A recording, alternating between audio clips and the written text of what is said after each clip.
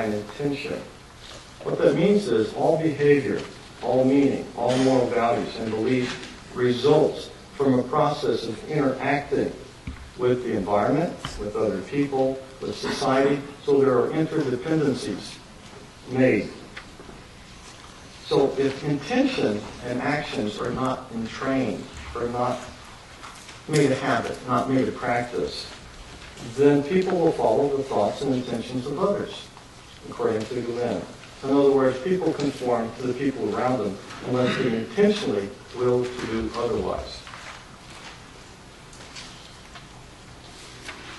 Gülen says the school must be as perfect as possible in all respects, because students do conform to their peers, and they do conform to the community. The school must have an environment in which spiritual models are crucial in developing character. And this is perhaps the strongest point of the Gülen community, is that these schools do excel, not simply in academics, but they do so because they love and care for the students, and they focus on developing their own character as much as, if not more than, the student's character. In other words, to transform someone else, you first need to transform yourself. But I would add, though, although this is of foundational importance to transform yourself and to be a moral exemplar, the school, again, is not the student's only environment. And they interpret the actions of the teachers in a way that's according to the filters they have from their own community and their own environment. Structure of the movement without the same sense of historical progression from the beginning, because that's not her purpose, but looking at the educational part in a different way, in which, what strikes me, everybody is learning, and everybody is learning all the time.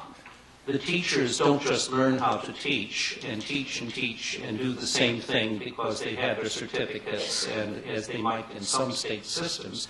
Rather, they're constantly finding opportunities for renewal and self-renewal or group renewal and learning new things at the same time. And there's also the recognition that education doesn't stop in the classroom. We all know that. But how many of us have suffered through classes and schools of education in which the myth is that what's important is what goes on in the curriculum, with very little attention to what goes on outside of it, outside perhaps of what should go into school lunches in diverse communities of Great Britain or Turkey or anywhere else.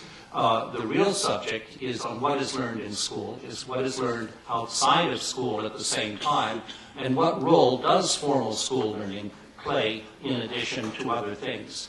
Woodall describes an educational system in which the word private takes on a special meaning, in which it is community-oriented things that are beginning in many areas to eclipse what states can provide for education.